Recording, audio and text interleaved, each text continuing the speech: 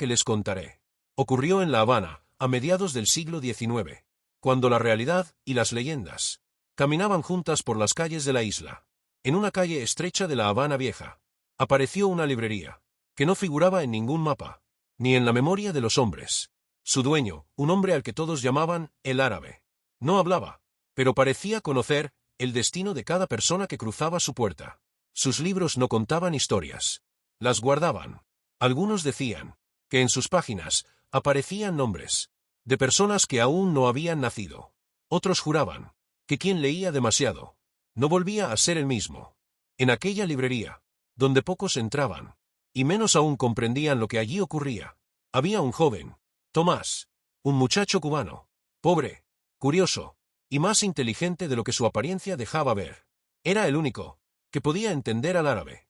Nadie sabía cómo, ni cuándo había aprendido su lengua, pero entre ellos no hacían falta muchas palabras. Tomás trabajaba en la parte visible de la tienda, la que todos podían ver.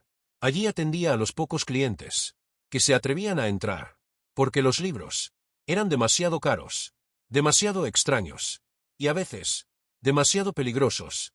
Aún así, Tomás sentía algo, una atracción silenciosa, hacia el fondo de la librería, hacia esa puerta, que el árabe nunca le permitió cruzar.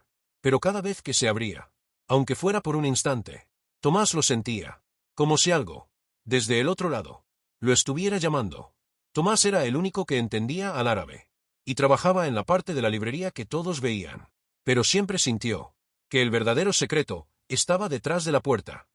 Tomás, un joven cubano, era el único que comprendía al librero. Trabajaba en la parte visible de la tienda, la que todos podían ver, y donde pocos compraban por el precio y por el miedo. Pero en el fondo, Tomás sabía que el verdadero secreto no estaba a la vista.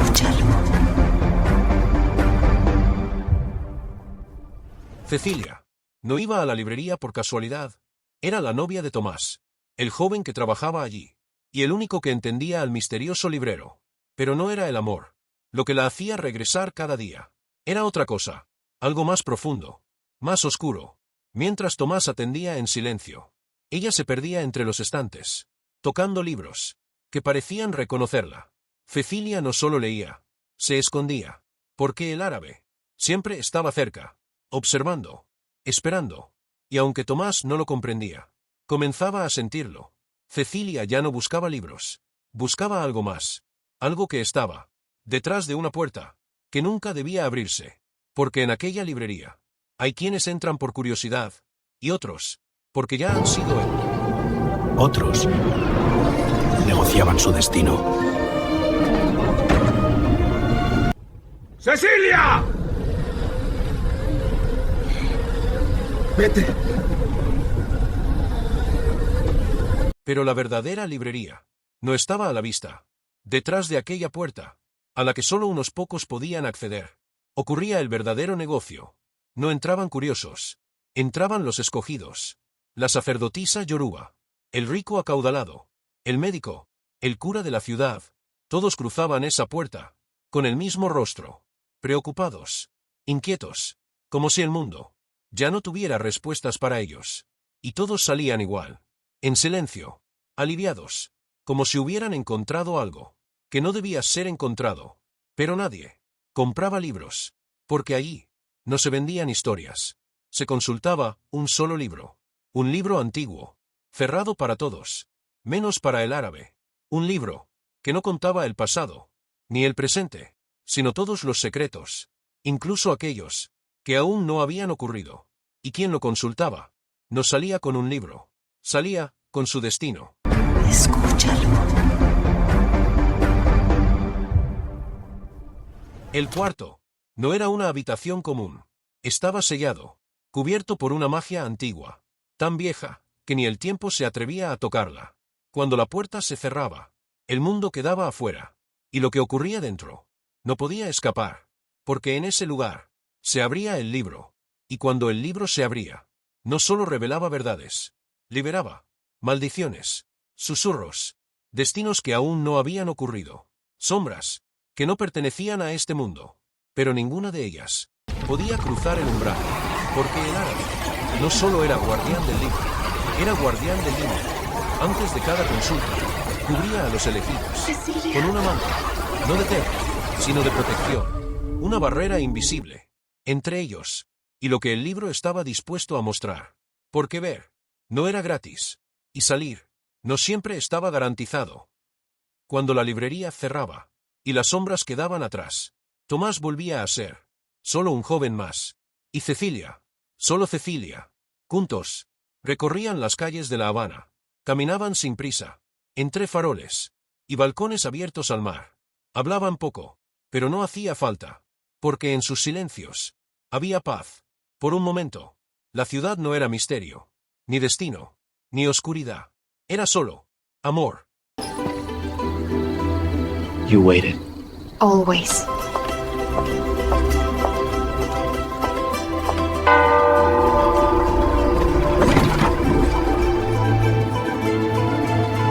Pero cada noche, cuando Cecilia regresaba a su casa, la realidad la esperaba.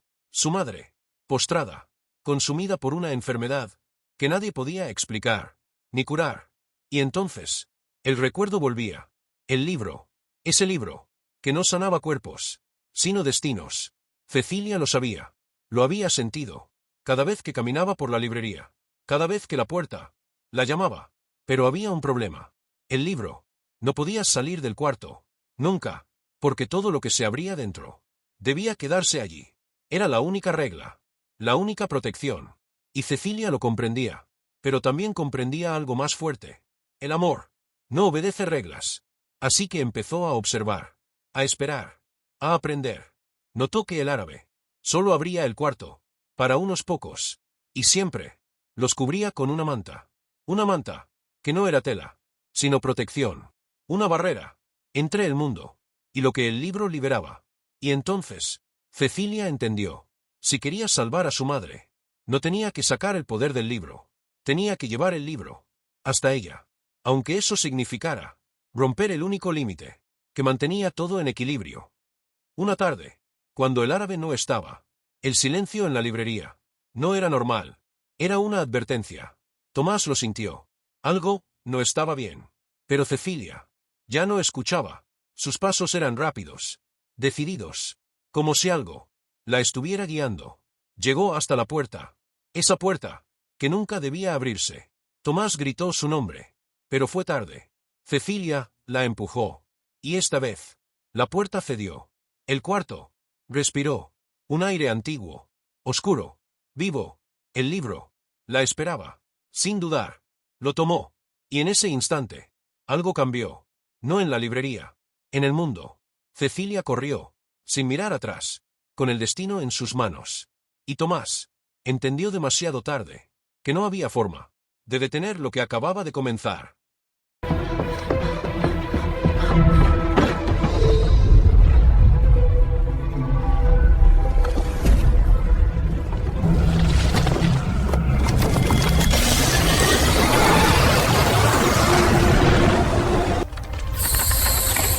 El árabe lo sintió. Antes que nadie, algo había escapado. Y esta vez, no había límites que lo detuvieran. Corrió, sin detenerse, hasta la casa de Cecilia. Entró sin pedir permiso. El libro seguía abierto. Y lo que había salido de él ya no podía regresar. Sin dudar, el árabe lo cubrió con la manta.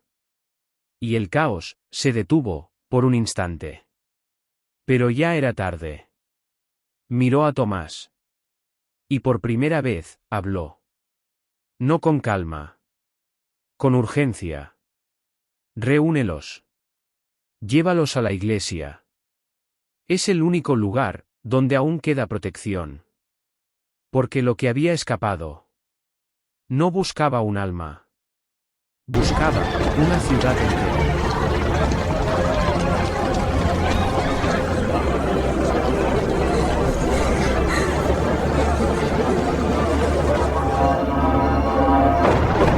El árabe llegó a la iglesia. Y le dijo a Tomás y Cecilia: vengan conmigo, el monstruo nos seguirá a la librería. No podía ser detenido. Solo contenido. Solo existía en un sitio. ¿O no quedará nada que salvar? Cecilia dudó. Tomás entendió.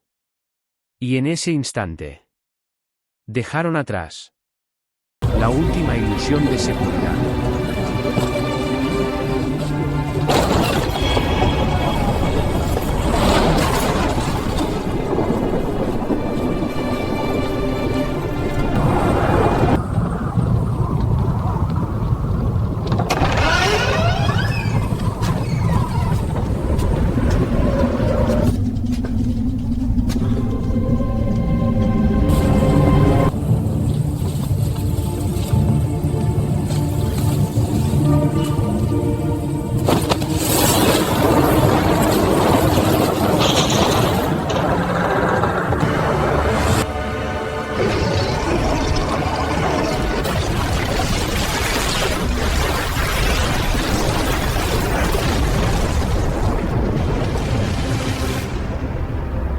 Y entonces todo terminó. El monstruo quedó encerrado. El silencio regresó. Y con él la luz. El sol volvió a levantarse sobre La Habana, como si nada hubiera ocurrido. Pero algunos sí lo sabían. El árabe no esperó agradecimientos. No habló. No se despidió. Tomó el libro. Lo envolvió en la manta. Y en silencio desapareció. Como había llegado. Sin origen. Sin destino. Solo como guardián. No puedo creerlo. Está mejor. Sí, es un alivio. Mi madre me va a regañar por preocuparme tanto. Mejor que te regañe que no poder escucharla.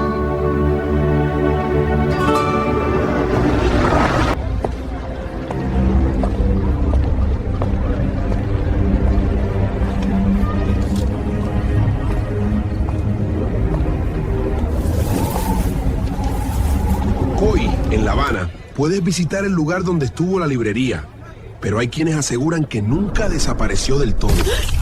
Algunos dicen que solo es una historia. Otros han visto más.